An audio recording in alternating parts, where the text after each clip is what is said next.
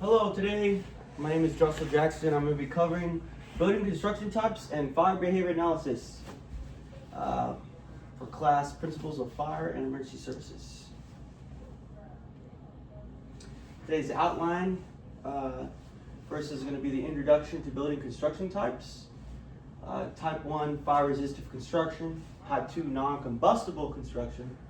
Type 3, ordinary construction. Type 4, heavy timber construction.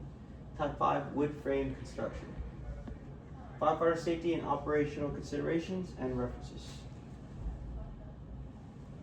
Introduction. Understanding and building construction is critical to firefighter safety and effective fireground decision making.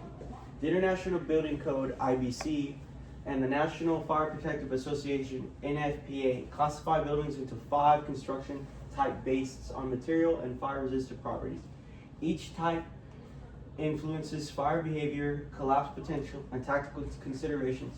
This presentation provides a brief overview of each construction type using local examples and highlights firefighter safety concerns. The first one is going to be a type 1 fire resistant construction. This would also be known as a type 1 modern fire resistant construction. This is a picture of Womack Army Medical Center. Womack Army Medical Center is a type 1 construction, is built with reinforced concrete and protected steel designed to withstand prolonged fire exposure. These buildings are commonly used for hospitals, i.e. Womack, and large institutional occupancies. Fire spread is typically limited by fire-rated assemblies, but smoke movement through shafts and HVAC systems remain a concern. Firefighters should expect long operational periods and complex layouts. Womack Army Medical Center, every time that I visited there, I've noticed that each hallway and corridor is different, and it's very confusing to be in Womack when there's no fire going on. So just imagine all those different hallways, each hallway's connected to each other, separating each other, leading to another side of the hospital. It's very, very complex. I would definitely come up with a plan of action to get a layout of the hospital and try to walk through and practice possible drills. It is a very complex, huge hospital. Next is going to be a type 2 non-combustible construction. This would be known as a type 2 modern non-combustible construction due to it being built recently. And the codes and the statutes of everything that's being built. Type 2 buildings use non-combustible materials such as steel framing and metal decking, often without fire protection. While the structure does not add fuel, unprotected steel can weaken quickly when exposed to heat, leading to an early collapse. Firefighters must closely monitor roof integrity and limit time operating inside. Next, we're going to go into type 3 ordinary construction. So this would be considered a type 3 modern ordinary construction. It consists of masonry exterior walls with combustible interior structural components. Fire commonly spreads through the concealed spaces such as wall cavities and conch lofts. Allowing extension between occupancies. Interior collapse is a major hazard even when exterior walls remain intact. When looking at one of these shop beds here on Fort Bragg, you gotta make sure that the fire can spread within the walls as the construction style based. There are many different establishments inside. There's Subway, there's Panera, Qdoba, Tropical Cafe. All of them use different types of grease depending on the style of cooking. So I would definitely be mindful of that, and also come up with a good plan in case of a fire of any different type of accident, such as electrical, grease. Each establishment does different things, so you'd have to keep that in mind as well. Next is going to be a type 4 heavy timber construction. Type 4, this would be a type 4 legacy heavy timber construction. Type 4 buildings are constructed with large dimension wood beams and columns that char slowly when exposed to fire. This charring can delay collapse, but fires may burn intensely due to heavy fuel loads. Firefighters should plan for a long duration incidents and watch for sudden structural failure. I could not get no pictures inside this building, but I've been in this building before for a mission detail for when the Commander-in-Chief came into Fort Bragg.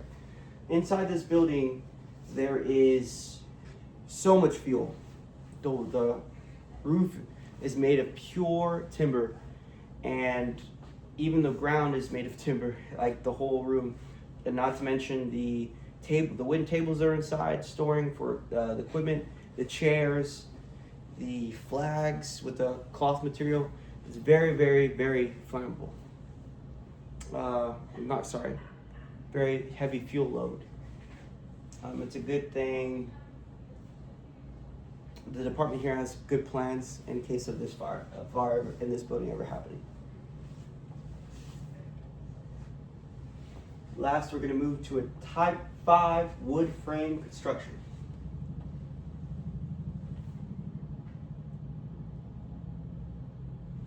This would be known as a Type 5 modern wood frame construction due to this apartment complex being built. This is also located on Fort Bragg.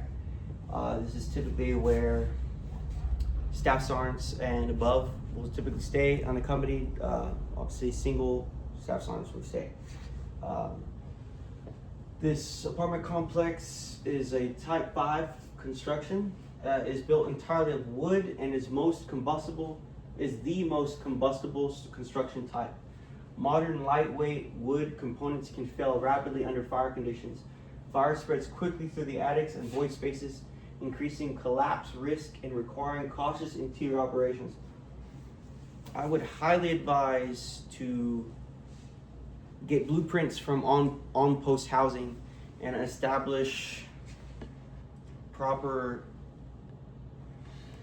plans, just due to the complexity of this situation. There is also not a lot of room on the road leading up to the apartments, and with all the other cars that are already parked there, you definitely need to have a plan. I know there's vacant rooms, and I believe all of them are somewhat the same. So I would definitely come up with a plan and training how we can go in there and simulate a call based off the rooms. They're pretty much the same, and base an attack off that and come up with other solutions. Summary: the importance of building construction knowledge in pre-incident planning. Understanding building construction allows firefighters to anticipate fire spread, collapse potential, and operational hazards. Recognizing construction types during size-up supports safer tactical decisions, effective resource deployment, and reduce risk to personnel. Strong knowledge of construction principles is essential for firefighter safety and successful fireground operations. Like I was saying throughout the slides, proper planning, proper management, you can definitely make very well decisions based off the different types of fire calls. I would highly recommend coming up with a plan, and we can go through each establishment. This is my reference pages, and this concludes my slide. Thank you so much.